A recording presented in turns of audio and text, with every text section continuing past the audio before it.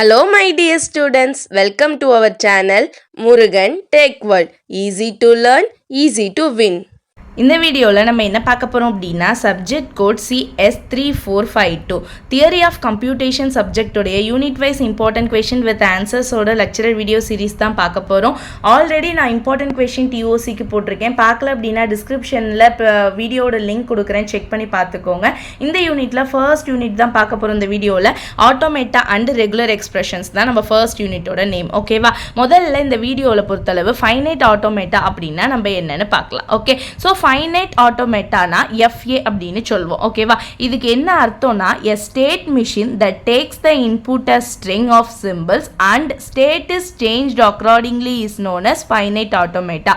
That means ஒரு state machine இருக்கு, அது என்ன பண்ணுன்னு கேட்டிங்கன்னா ஒரு செட் ஆஃப் இன்புட்டை ஸ்ட்ரிங் ஃபார்மேட்டில் எடுத்துக்கும். ஸ்ட்ரிங் அப்படின்னா காம்பினேஷன் ஆஃப் சிம்பிள்ஸ், நம்ம ஆல்ஃபபெட்ஸ், நம்பர்ஸ் இதெல்லாம் இருக்கிறத நம்ம ஸ்ட்ரிங் அப்படின்னு சொல்லுவோம். ஓகேவா, ஸோ அந்த ஸ்ட்ரிங்கை வந்து இன்புட்டாக எடுத்துக்கிட்டு, ஓகேவா, அந்த ஸ்ட்ரிங்ன்றது சிம்பிள்ஸாக இருக்கும், அதை இன்புட்டாக எடுத்துக்கிட்டு ஒரு ஸ்டேட்லேருந்து இன்னொரு ஸ்டேட்டுக்கு சேஞ்ச் ஆகிறதுக்கு பேர் ஃபைனைட் ஆட்டோமேட்டான்னு சொல்வோம். ஓகேவா, இதை நம்ம கன்க்ளூட் பண்ணுறதுக்கும் இதை ஐடென்டிஃபை பண்ணிக்கிறதுக்கும் நம்ம யூஸ் பண்ணுறது தான் இந்த ரெகுலர் எக்ஸ்பிரஷன் அப்படின்னு சொல்கிறது. ஓகேவா, ஸோ ஃபைனைட் ஆட்டோமேட்டா என்ன பண்ணும் அப்படின்னா ரெகுலர் எக்ஸ்பிரஷன் மூலியமாக ஸ்ட்ரிங்கை எடுத்துக்கிட்டு ஒரு ஸ்டேட்லேருந்து இன்னொரு ஸ்டேட்டுக்கு மாற்றும் நம்மளுடைய ஸ்ட்ரிங்ஸை. ஓகே, இப்போ பார்த்தீங்கன்னா இதில் இன்புட் என்ன எடுக்கும் அப்படின்னு கேட்டிங்கன்னா ஸ்ட்ரிங் தான் இன்புட்டாக இருக்கும்.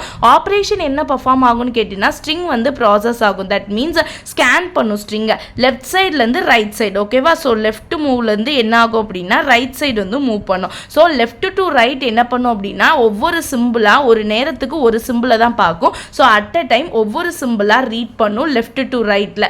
ஓகேவா, ஸோ இதுதான் ஆப்ரேஷன் பர்ஃபார்ம் பண்ண போகிறது. அவுட்புட் என்ன கிடைக்கும் அப்படின்னா அக்செப்டடா ரிஜெக்டடா, தட் மீன்ஸ் SR நோன்னு ரெண்டில் ஏதோ ஒரு அவுட்புட் தான் நமக்கு கிடைக்க போகுது.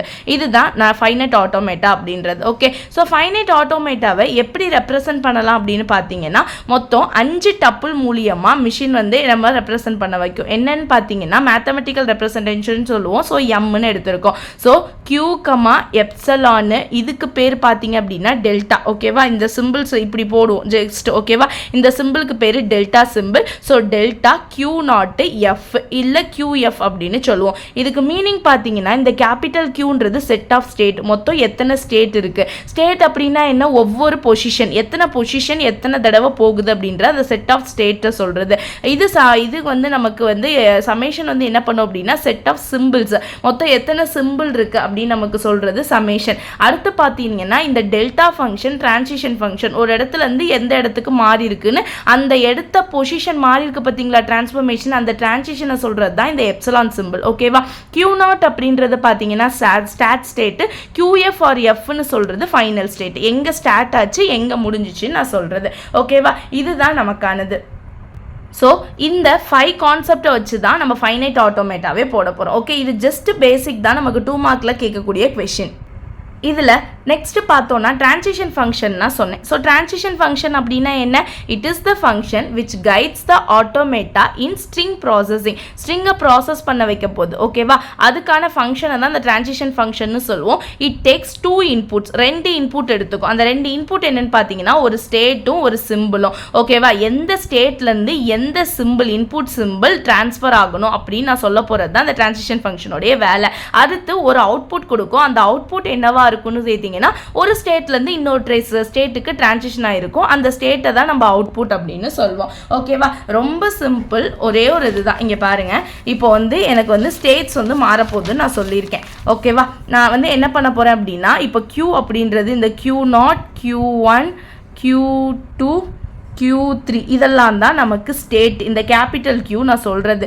இதில் ஸ்டாட் சிம்பிள் அப்படின்னா முதல்ல எங்கேருந்து ஸ்டார்ட் ஆகுதோ அந்த ஸ்டேட்டை ஸ்டாட் ஸ்டேட்னு சொல்லுவோம். அப்போது இது Qன்னு சொல்லிட்டேன். இப்போ இந்த கேபிட்டல் Q இதில் என்னென்னு பார்த்தீங்கன்னா Q0, Q1, Q2, Q3ன்றது கேபிட்டல் Q. ஸ்டாட் ஸ்டேட் பார்த்தீங்க அப்படின்னா ஓகே, Q0 பார்த்தீங்க அப்படின்னா இங்கே Q0 தான் இருக்குது. ஃபைனல் ஸ்டேட்னா எது லாஸ்ட்டில் இந்த டபுள் ரவுண்டில் இருக்கோ அதை ஃபைனல் ஸ்டேட்னு சொல்லுவோம். ஸோ QF பார்த்தீங்கன்னா இங்கே Q3. ஓகேவா. இப்போ டிரான்சிஷன்னா ஒரு இடத்துல இருந்து ஒரு ஸ்டேட்ல இருந்து இன்னொரு ஸ்டேட்டுக்கு எப்படி டிரான்சஸ் ஆயிருக்கு, அது இன்புட் சிம்பிள் எதை கொடுத்துருக்காங்களோ அதுக்கு ஏற்ற மாதிரி மாறும். ஓகே, ஸோ இது ஸ்டேட்டு, இது இன்புட் சிம்பிள்.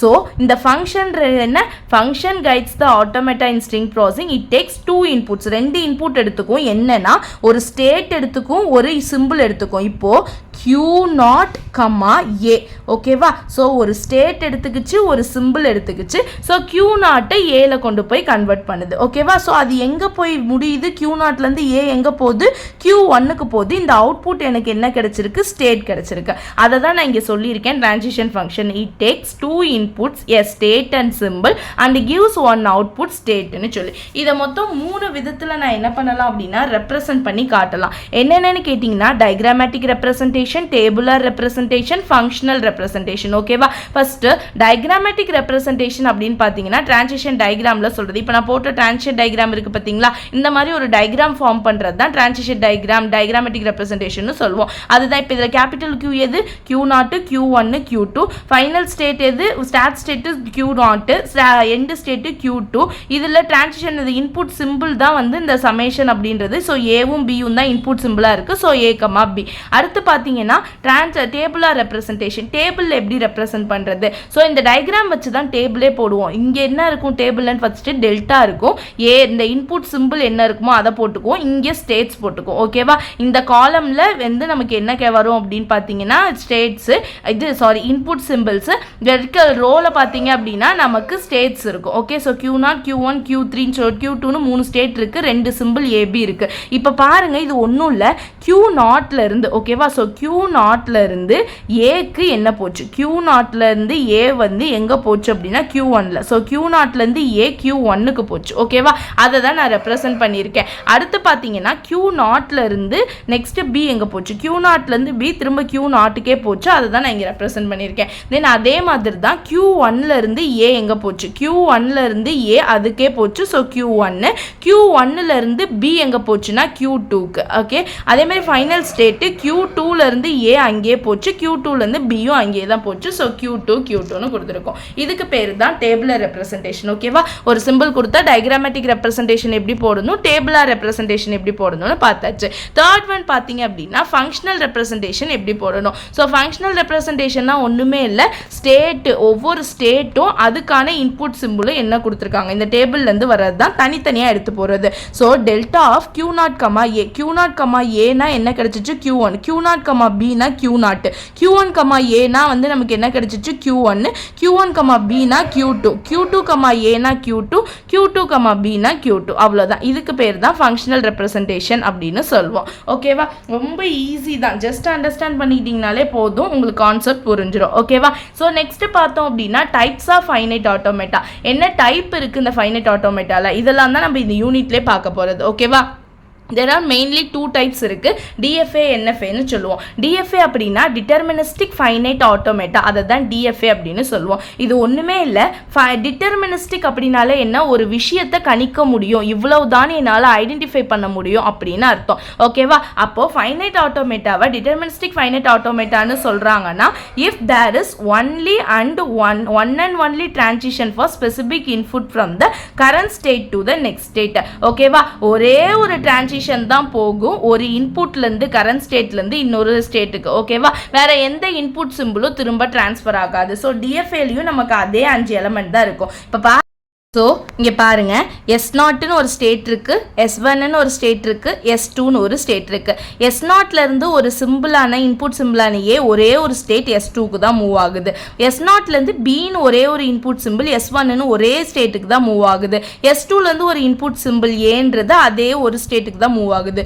ஸோ ஒரு ஸ்பெசிபிக் இன்புட் கரண்ட் ஸ்டேட்லேருந்து நெக்ஸ்ட் ஸ்டேட்டுக்கு மூவ் ஆகணுமே தவிர அதே ஸ்பெசிபிக் இன்புட் இப்போ ஏவே இன்னொரு ஸ்டேட்டுக்கு மூவ் ஆகக்கூடாது. ஒரு ஸ்டேட்லேருந்து இன்னொரு ஸ்டேட்டுக்கு மட்டும் தான் அந்த பர்டிகுலர் இன்புட் மூவ் ஆகணும். இதுக்கு பேர் தான் டிட்டர்மினிஸ்டிக் ஃபைனைட் ஆட்டோமேட்டா அப்படின்னு சொல்றோம்.